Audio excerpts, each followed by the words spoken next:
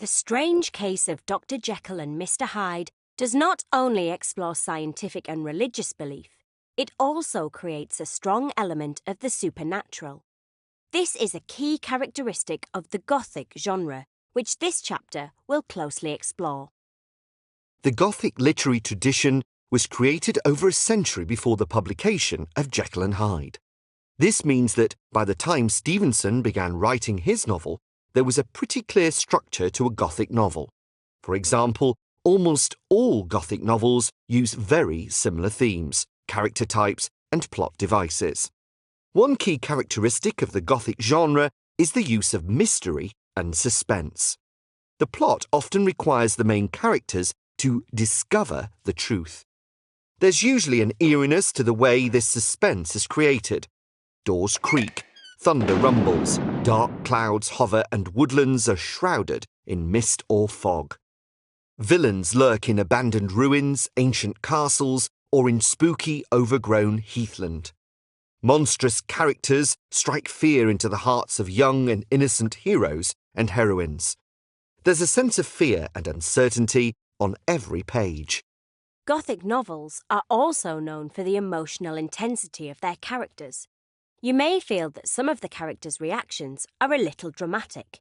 After all, when scared, the protagonist of a Gothic novel might suffer sleepless nights, become deathly ill, shriek hysterically, or faint. Another defining feature of the Gothic novel is the incredibly evil and overwhelming power of the villain. A Gothic villain is usually supernatural or otherworldly, a ghost or monster with a hideous, terrifying appearance. This outward appearance reflects the evil within. In Jekyll and Hyde, Mr. Hyde is so awful the characters struggle to describe him. Enfield says, "It wasn't like a man, it was like some damned juggernaut."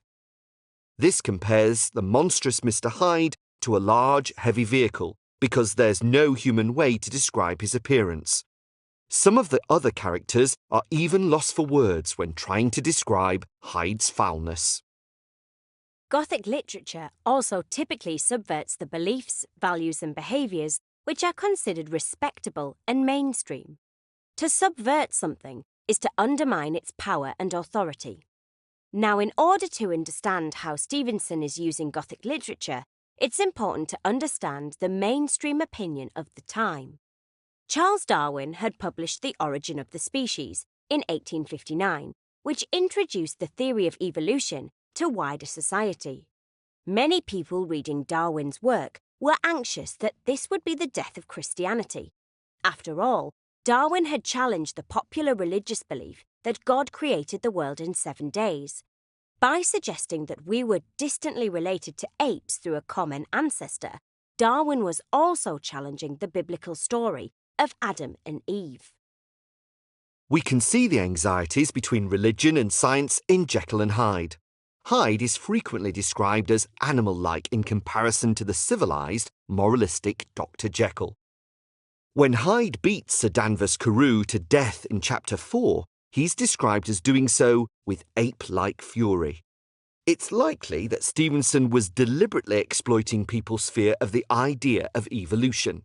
Perhaps in Hyde's character, he was showing the horrors of raw, ape-like humanity when it's stripped bare of morality. Gloomy, dark environments are also distinctly Gothic. As a result, Jekyll and Hyde makes use of a gloomy, atmospheric London setting. When Mr. Enfield describes the trampling of a small girl by Hyde in Chapter 1, he begins by describing a deserted street on a black winter morning. Later in the novel, when a maid watches Sir Danvers Carew being beaten to death, it's also a foggy, dull night. Hyde's home is on a foggy and dingy street in Soho.